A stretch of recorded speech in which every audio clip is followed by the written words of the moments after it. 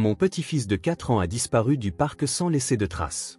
Pendant 5 ans, je n'ai jamais abandonné, suivant chaque rumeur. Un jour, dans son ancienne chambre, j'ai trouvé un carnet caché dans un tiroir. En le lisant, je suis resté figé. J'ai conduit directement à l'endroit mentionné. Ce que j'y ai découvert dépassait l'imagination. Avant de commencer l'histoire, n'oubliez pas de laisser un like et de vous abonner à la chaîne pour voir plus d'histoires comme celle-ci. Dans une petite maison blanche de la banlieue de Dayton, en Ohio, Margaret Hamilton préparait le petit déjeuner avec son petit-fils, Ethan. Ses mains, expertes après 40 ans passés à enseigner à des enfants d'école primaire, guidaient avec naturel et douceur les petites mains du garçon de 4 ans. « Mamie, regarde la forme de mon pancake !» s'exclama Ethan en montrant fièrement son pancake en forme de cœur, légèrement de travers. « Oh, mon Dieu, comme c'est merveilleux !» sourit Margaret en caressant les cheveux de son petit-fils. Les cheveux châtains d'Ethan brillaient à la lumière du matin, et ses grands yeux marrons pétillaient de curiosité. Cet enfant était spécial. Il était remarquablement intelligent pour un garçon de son âge et utilisait parfois un langage d'une maturité surprenante. Elle entendit son fils, David, descendre les escaliers. Il semblait fatigué ces derniers temps, et Margaret s'inquiétait. Le divorce de l'année précédente avait laissé de profondes blessures sur toute la famille. « Bonjour Ethan, bonjour maman. » David souleva son fils et lui embrassa le front. « Papa, tu retournes au tribunal aujourd'hui ?» À la question d'Ethan, l'expression de David s'assombrit. « Oui. Mais ne t'en fais pas pour ça. Amuse-toi bien avec mamie. » Margaret posa la main sur l'épaule de son fils. La bataille pour la garde avec Jessica était devenue un véritable bourbier. Son ex-femme avait soudainement déclaré qu'elle emmenait Ethan en Californie pour rejoindre son nouveau petit ami, Michael. David se battait désespérément, mais la situation restait en faveur de la mère. Quand Ethan était né, Margaret avait ressenti un bonheur immense. Pour elle qui avait été enseignante pendant tant d'années, élever son propre petit-fils était la plus grande joie de sa vie.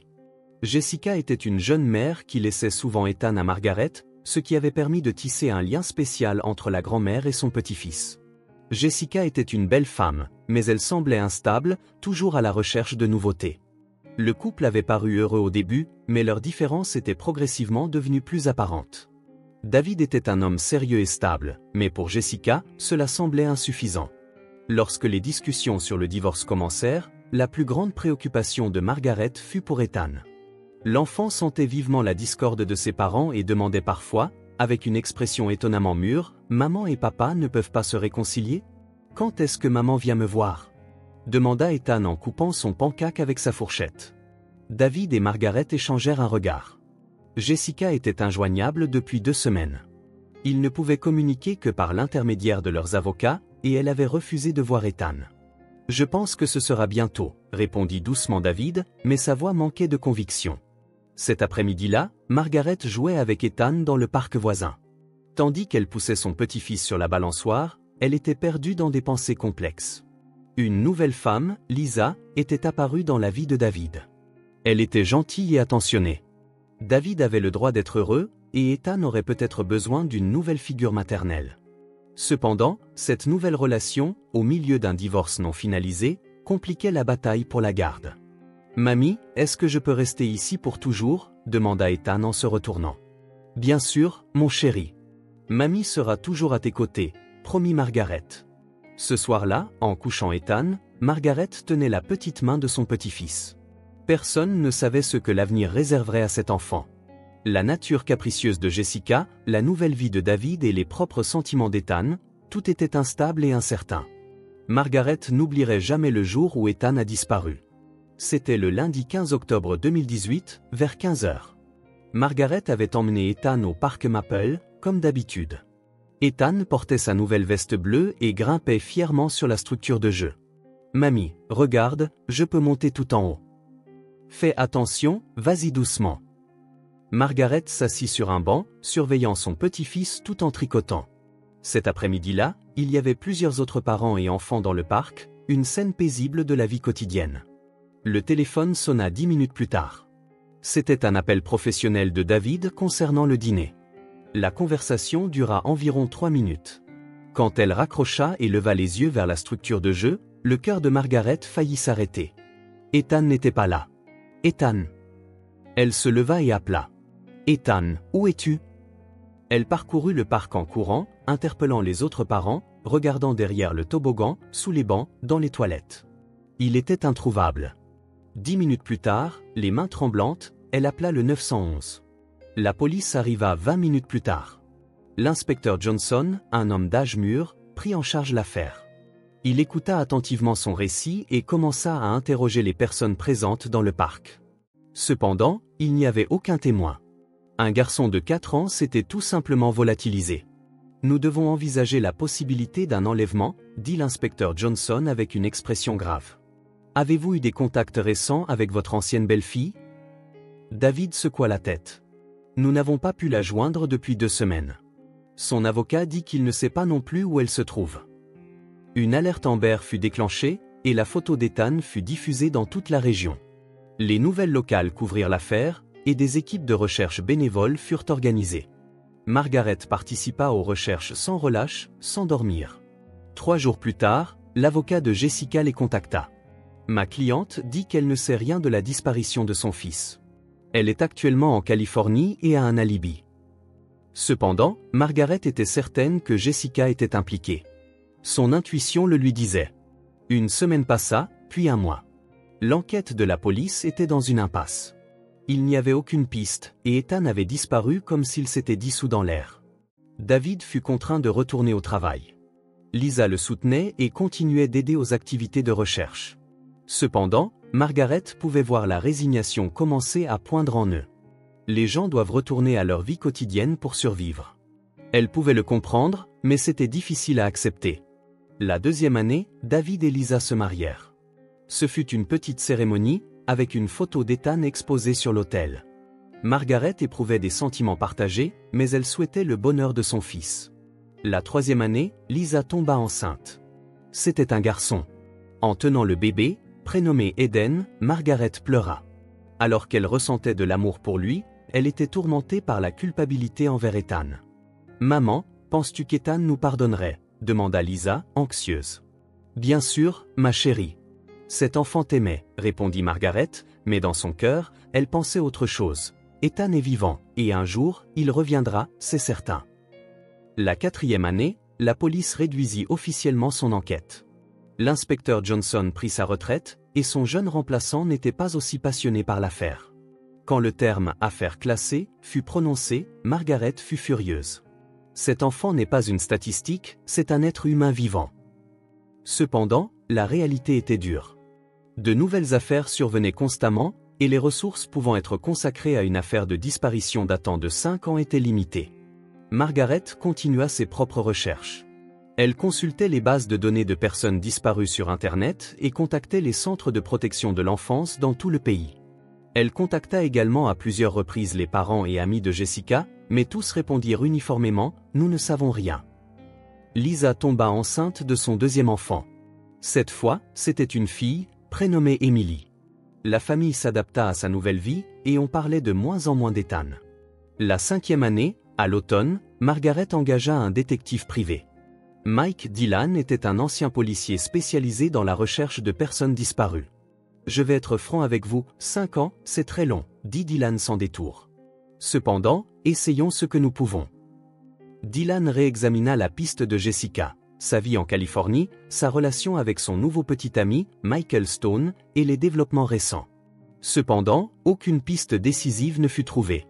Jessica Hamilton ne vit nulle part en Californie sous ce nom, rapporta Dillon. Soit elle utilise un faux nom, soit elle se trouve dans un état complètement différent. Margaret fut déçue mais n'abandonna pas. Chaque jour, elle parlait à la photographie d'Ethan. « Mamie n'abandonnera pas, tu sais. Je te retrouverai, c'est promis. » La famille de David et Lisa semblait heureuse.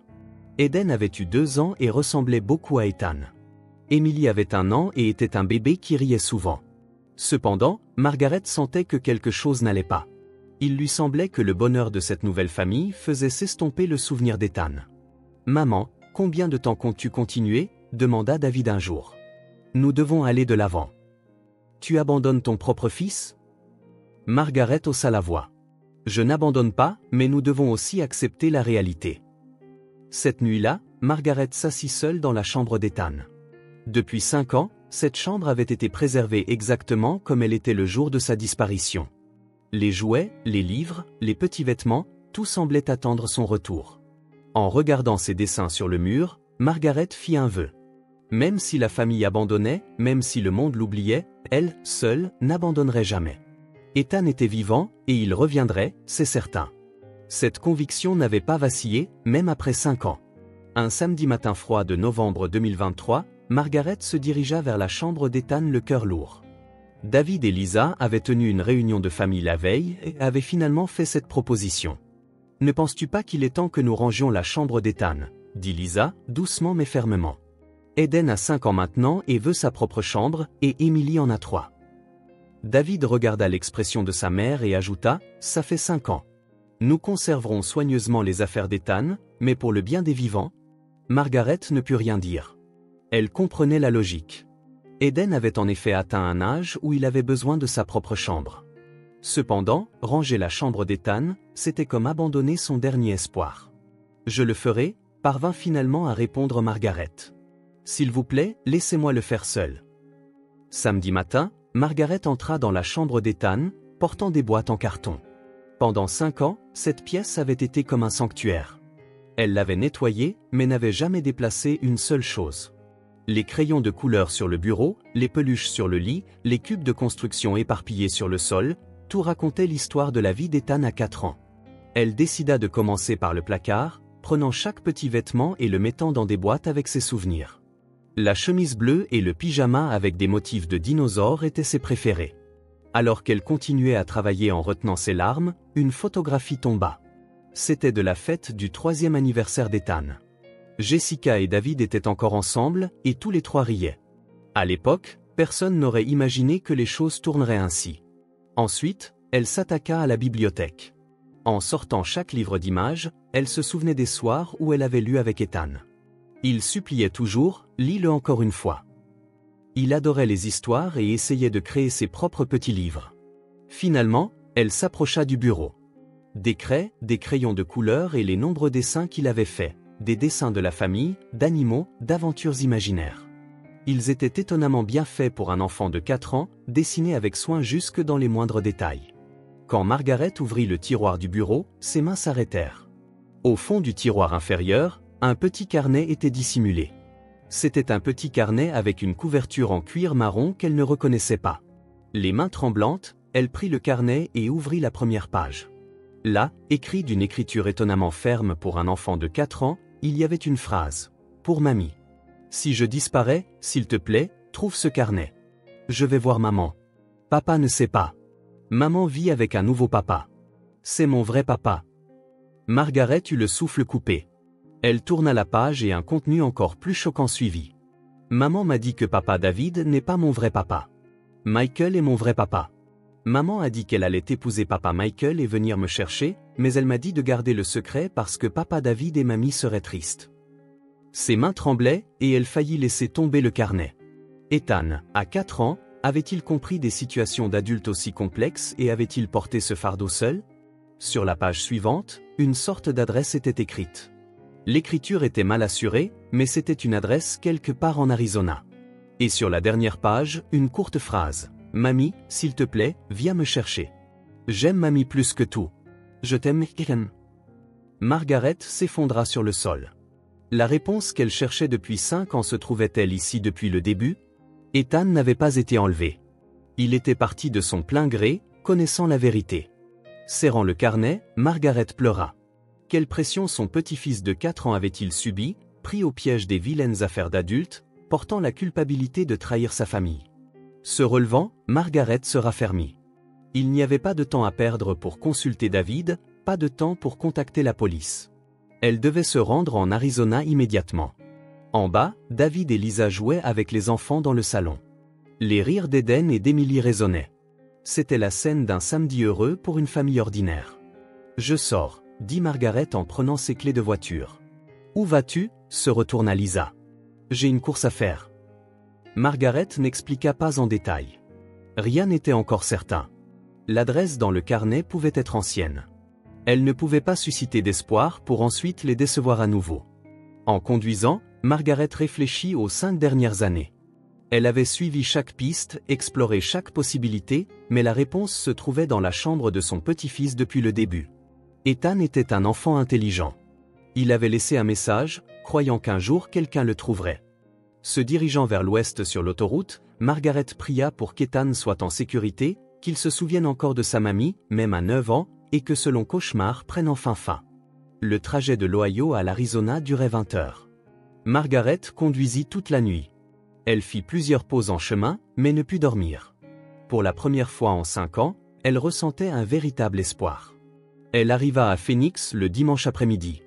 La ville désertique était sèche, un paysage complètement différent de l'Ohio. En entrant dans le quartier résidentiel d'Oakwood Drive, son cœur s'accéléra. Sa destination était une petite maison de plain-pied. Il y avait un vélo d'enfant dans la cour avant et du linge étendu. On aurait dit qu'une famille ordinaire y vivait. Elle gara la voiture dans la rue et prit une profonde inspiration. Il lui fallut plusieurs minutes pour trouver le courage de frapper à la porte. Et si Ethan n'était pas là? Et si une autre famille y vivait?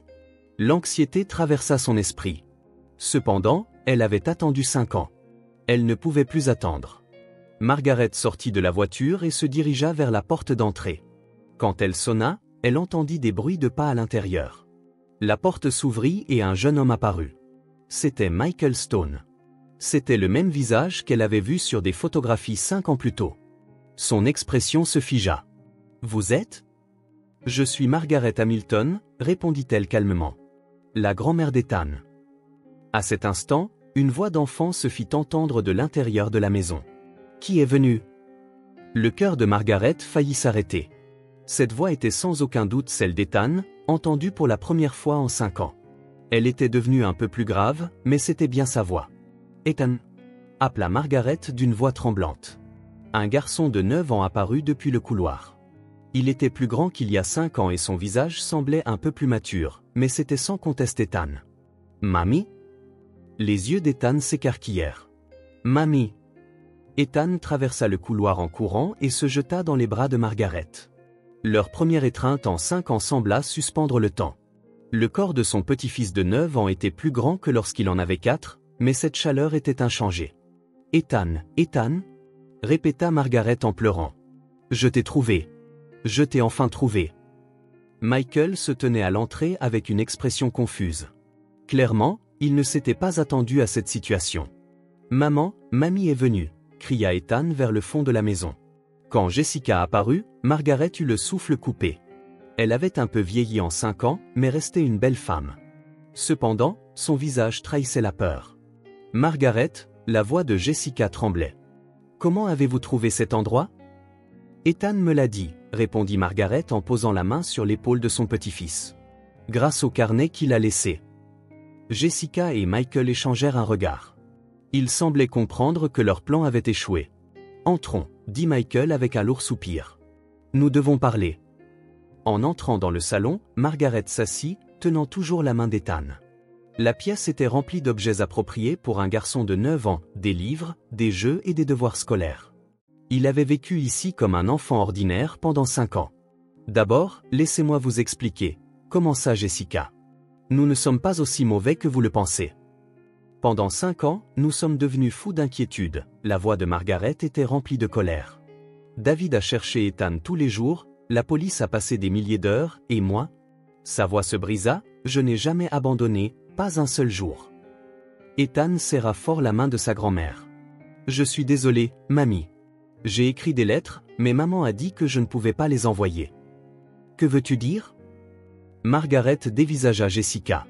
Michael prit la parole, la voix lourde. En fait, Ethan est mon fils. Biologiquement parlant. Margaret était confuse. Qu'est-ce que vous dites? Jessica prit une profonde inspiration et commença à raconter la vérité. Pendant mon mariage avec David, j'ai eu une liaison avec Michael. C'était 1 an avant la naissance d'Ethan. David était stérile, et nous savions qu'il ne pouvait pas avoir d'enfant, mais je ne pouvais pas le lui dire. Margaret était stupéfaite. Alors, David n'est pas le père d'Ethan. Non, répondit Michael calmement, mais il ne le sait pas. Ça n'explique toujours pas pourquoi vous avez fait une chose pareille, la voix de Margaret tremblait. Parce que je l'aimais, des larmes montèrent aux yeux de Jessica. J'aimais Michael, mais David était quelqu'un de bien, de stable. À l'époque, le mariage avec lui semblait être le bon choix. Ethan interrompit, « Quand j'avais 4 ans, maman m'a dit la vérité. Que papa Michael était mon vrai père. » Margaret baissa les yeux vers son petit-fils. « Tu as compris des choses si compliquées à 4 ans? » « Je suis intelligent, n'est-ce pas ?» dit Ethan avec un peu de fierté. « Mais j'étais très triste. J'aimais aussi papa David. » Michael continua. « Quand le divorce est arrivé, nous avons pris la décision de prendre Ethan et de commencer une nouvelle vie. Mais les méthodes légales auraient pris trop de temps. David aurait revendiqué la garde. Alors vous l'avez enlevé? » La voix de Margaret était glaciale. « Ce n'était pas un enlèvement, » protesta Jessica. « Ethan est venu de son plein gré. Nous l'avons laissé choisir. » Un choix pour un enfant de 4 ans? Margaret avait l'air incrédule. « Ce n'est pas un choix, c'est de la manipulation. » Ethan tira la manche de sa grand-mère. « Mamie, je suis heureux. Papa Michael est gentil et maman sourit. » Mais sa voix se fit plus petite. « Mais je pensais à papa David et à mamie tous les jours. » Margaret toucha la joue de son petit-fils. « Tu n'as rien fait de mal, mon chéri. Ce sont les adultes qui ont commis une erreur. » Chaque année, nous laissions Ethan choisir, expliqua Michael. Nous lui promettions que s'il voulait rentrer, nous les contacterions à tout moment. Mais vous ne le lui avez pas vraiment permis, n'est-ce pas? Souligna Margaret, sèchement. Jessica garda le silence. Ce silence était la réponse. L'année dernière, Ethan voulait écrire une lettre, admit Michael. Il a dit qu'il voulait voir mamie. Mais nous l'en avons empêché. Nous pensions que c'était encore trop tôt. Trop tôt? La colère de Margaret explosa. Après nous l'avoir caché pendant 5 ans, vous osez encore dire que c'est trop tôt? Ethan se leva. J'ai caché le carnet. Je pensais qu'un jour quelqu'un le trouverait. Surtout mamie. Margaret serra son petit-fils dans ses bras. Enfant intelligent, vraiment très intelligent. Nous souffrions aussi, dit Jessica en larmes. Nous étions tourmentés par la culpabilité chaque jour, mais nous ne pouvions pas revenir en arrière. Souffrir, ricana Margaret. Pensez-vous que cela se compare à notre souffrance? David s'est blâmé sans cesse d'avoir quitté Ethan des yeux ce jour-là. Moi, chaque nuit, je m'inquiétais, craignant qu'Ethan ait peur. Michael intervint. Nous avons vécu heureux en famille. Ethan est allé dans une bonne école et avait des amis. La famille d'un kidnappeur, dit Margaret sans pitié. À ce moment-là, Ethan se mit à pleurer. Ne vous battez pas, tout le monde. Tout le monde est triste à cause de moi. Margaret réconforta immédiatement son petit-fils. Ce n'est pas ta faute, mon chéri. C'est un problème d'adulte. Cependant, la situation était compliquée. Ethan avait en effet été élevé avec amour ici. Michael était son père biologique et Jessica était sa mère. Et Ethan lui-même semblait éprouver de l'attachement à la vie avec eux. J'appelle la police, déclara Margaret. S'il vous plaît, attendez, leva la main Michael. Pensez à Ethan. Cela va le déchirer à nouveau. Ethan leva les yeux vers sa grand-mère. Mamie, que dois-je faire? Je veux voir papa David aussi, et j'aime aussi papa Michael. Margaret soupira profondément. La réponse qu'elle avait cherchée pendant 5 ans avait créé de nouveaux problèmes. Qu'est-ce qui était juste? Qu'est-ce qui était le mieux pour Ethan? Il n'y avait pas de réponse facile. Cependant, il y avait une certitude, Ethan était vivant, aimé, et il était là maintenant. Ce seul fait était un miracle pour Margaret. D'abord, je vais contacter David, dit Margaret calmement. Il a le droit de savoir. Jessica hocha la tête, anxieuse. 3 mois plus tard, au tribunal des affaires familiales de Dayton, en Ohio, Margaret attendait la décision finale du juge. Toutes les personnes impliquées étaient réunies dans la salle d'audience. David et Lisa, Jessica et Michael et Ethan. Le garçon de 9 ans semblait avoir beaucoup mûri au cours de ces 3 mois. Il comprenait la situation complexe des adultes et essayait de trouver sa propre réponse. David s'était envolé pour l'Arizona le lendemain de l'appel de Margaret. Margaret ne pourrait jamais oublier ses larmes lors de ses retrouvailles avec son fils après 5 ans. Même en sachant qu'il n'y avait pas de lien de sang, Ethan était toujours le fils bien-aimé de David. C'est une affaire complexe, commença le juge. Mais par-dessus tout, nous devons considérer l'intérêt supérieur de l'enfant. Au cours de ces 3 mois, divers experts avaient interrogé Ethan, psychologues pour enfants, travailleurs sociaux, enquêteurs familiaux. Tous étaient parvenus à la même conclusion. Ethan avait été élevé avec amour et les dommages psychologiques avaient été maintenus au minimum. Ethan Hamilton, appela doucement le juge. Peux-tu nous dire ce que tu ressens? Ethan se leva et répondit d'un ton mûr, je veux être avec tout le monde. Papa David, papa Michael, maman et mamie. Mais je comprends aussi que c'est impossible. Il réfléchit un instant, puis continua, l'endroit où je me sens le plus en sécurité, c'est chez mamie. Mamie n'a jamais renoncé à moi. Elle m'a cherché pendant 5 ans. Des larmes montèrent aux yeux de Margaret. Je veux aller chez papa Michael et maman le week-end, et passer les vacances d'été en Arizona. Je veux aussi voir souvent papa David, maman Lisa, et mon petit frère et ma petite sœur. Le juge hocha la tête. C'est une sage décision. Finalement, il fut décidé que la garde principale serait confiée à Margaret. Ethan vivrait avec sa grand-mère en Ohio et se rendrait en Arizona une fois par mois. Des visites régulières avec David seraient également organisées. Jessica et Michael furent accusés d'enlèvement, mais reçurent des peines avec sursis en raison de circonstances atténuantes. Le fait qu'ils aient élevé Ethan avec amour pendant 5 ans et aient finalement admis la vérité fut pris en considération. Après le jugement, tout le monde se rassembla dans le couloir. Pendant le silence gêné, Ethan prit la parole. Je veux dire quelque chose à tout le monde. Tous les adultes étant attentifs, le garçon de 9 ans poursuivit. Quand j'avais 4 ans, j'étais très confus. Mais il y avait une chose que je savais, il y avait beaucoup de gens qui m'aimaient. Il prit la main de Margaret. Mamie n'a jamais renoncé à moi. Ce n'est pas parce que je suis un enfant spécial, mais parce que Mamie est une personne spéciale. Ensuite, il leva les yeux vers David. Papa David est mon vrai père. Même si nous ne sommes pas liés par le sang, l'amour est plus fort que les liens du sang. Il se tourna également vers Jessica et Michael. Maman et papa Michael m'aimaient aussi. Ils ont fait de mauvaises choses, mais leur amour était réel. Enfin, il regarda Lisa et ses jeunes frères et sœurs. Ma nouvelle famille m'a accepté aussi. Nous ne sommes pas liés par le sang, mais nos cœurs sont connectés. Tous les adultes pleuraient. Le garçon de 9 ans avait trouvé une réponse bien plus mûre que n'importe lequel d'entre eux. 1 an plus tard, à la table de la salle à manger de Margaret, un grand groupe de personnes était réuni. C'était la fête du 10e anniversaire d'Ethan. David et Lisa, Eden et Emily, ainsi que Jessica et Michael, venus d'Arizona. Tout le monde chanta « Joyeux anniversaire » ensemble, et Ethan souffla les bougies. « Que as-tu souhaité » demanda Margaret. « C'est un secret » sourit Ethan. Mais il s'est déjà réalisé. Ce soir-là, en couchant Ethan, Margaret demanda « Es-tu vraiment heureux ?» C'est une famille compliquée. « Mamie » répondit Ethan avec une expression sérieuse. « Qu'est-ce qu'une famille normale ? Nous nous aimons, n'est-ce pas le plus important ?» Margaret embrassa la joue de son petit-fils. « Tu as raison. Avec de l'amour, n'importe quel type de famille peut devenir une vraie famille. » Dehors, la neige commençait à tomber. Le cauchemar d'il y a 5 ans était terminé, et une nouvelle histoire était sur le point de commencer. L'histoire d'une grande famille unie par un amour qui transcendait les liens du sang.